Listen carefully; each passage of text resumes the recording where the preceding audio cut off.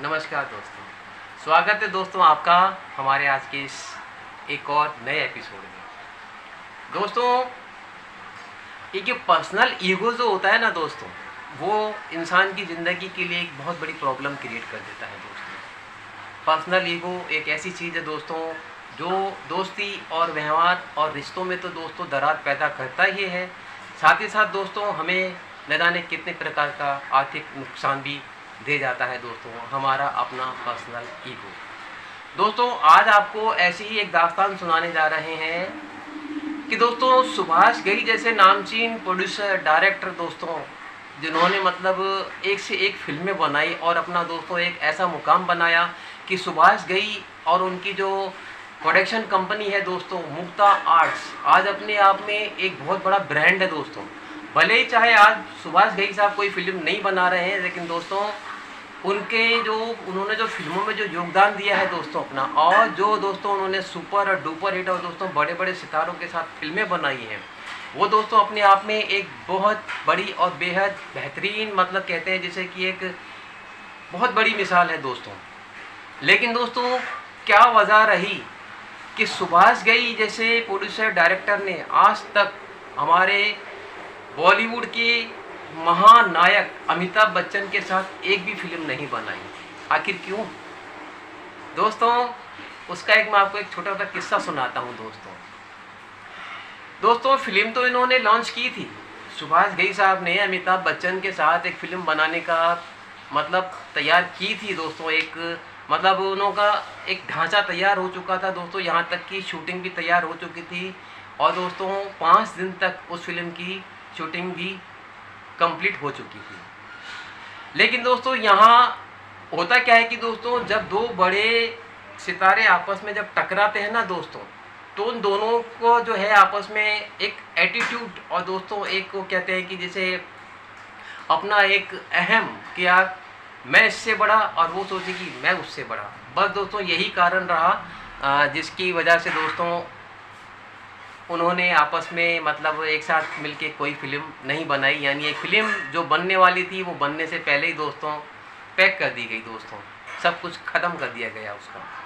वजह ये थी दोस्तों कि सुभाष घई साहब अमिताभ बच्चन साहब के साथ देवा फिल्म बना रहे थे, देवा डाकू।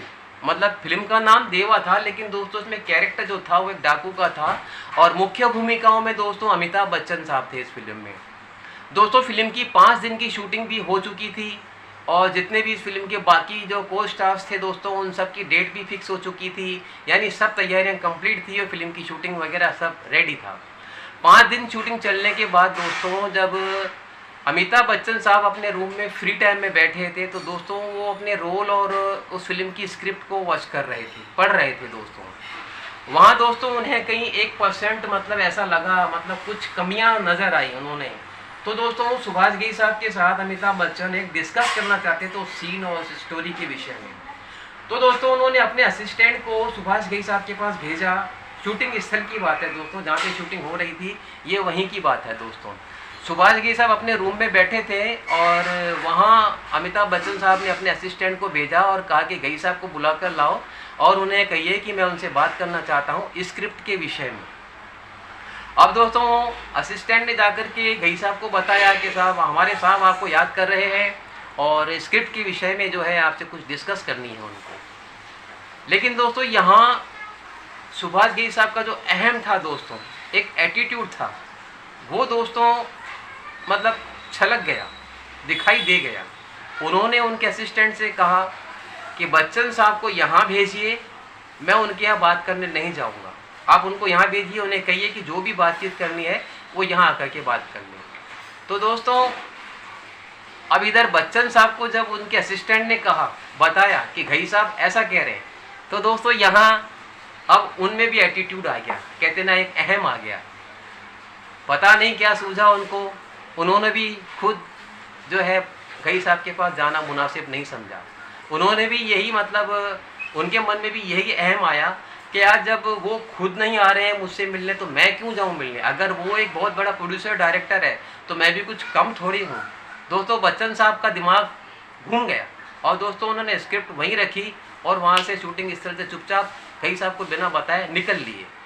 अब दोस्तों घई साहब को जब पता चला कि बच्चन साहब तो चले गए शूटिंग छोड़ के कुछ बिना बताए, तो दोस्तों माजरा समझ गए कि जो मतलब मैंने एटीट्यूड दिखाया तो उन्होंने भी अपना ही एटीट्यूड वैसा का वैसा सेम टू सेम दिखाई दिया। दोस्तों सुभाष घई साहब एक मतलब अलग किस्म के व्यक्ति हैं। जैसा आप जानते हैं दोस्तों कि हीरो फिल्म जब वो बना रहे थे और संजय दत्त जी नखरे दिखा रहे थे जब फिल्म में, तो दोस्तों उन्होंने संजय दत्त को भी 9-2-11 करके जैकी श्रॉफ को लिया और फिल्म दोस्तों बहुत बेहतर हिट हुई। तो दोस्तों सुभाष घई के मन में पता नहीं क्या जची और अपने यूनिट मेंबर को कह दिया कि हटाओ ये सब तामझाम हटाओ और फिल्म की शूटिंग बंद करो, मुझे आज के बाद ये फिल्म बनानी नहीं है। और दोस्तों उन्होंने आनंद फानन में छठे दिन जो है एक प्रेस कॉन्फ्रेंस बुलाई और उस प्रेस कॉन्फ्रेंस में दोस्तों उन्होंने ऐलान कर दिया कि अब देवा नाम की फिल्म जिंदगी में कभी नहीं बनेगी।